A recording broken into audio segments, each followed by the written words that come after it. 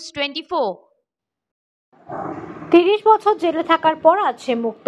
দক্ষিণ 24 পরগনা জেলা প্রশাসন এবং প্রেসিডেন্সির সংশোধনাগার কর্তৃপক্ষ আজ দক্ষিণ কলকাতার বাসিন্দা সুব্রত সরকারকে তুলে দিলেন অটো। রাসবিহারী থেকে বেহালা রুটে সুব্রত সরকার এখন থেকে রোজ অটো চালাবে। 19 বছর বয়সী খুনের অপরাধে তার যাবজ্জীবন কারাদণ্ড হয় এবং 33 বছর পর আজ খোলা আকাশের সমাজে মূল স্রোতে ফিরে এলেন তিনি। বিস্তারিত গল্প আসছে।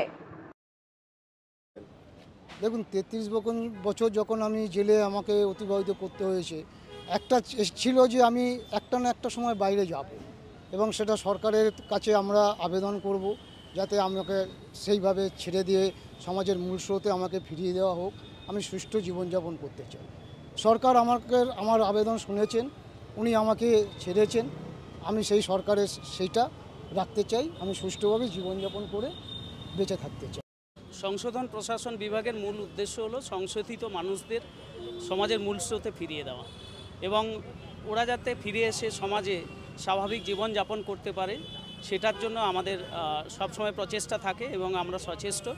সুব্রত সরকার খুব কম বয়সে, 19 বছর বয়সে ওর কনভিকশন হয়, অপরাধের সঙ্গে জড়িয়ে পড়েছিল।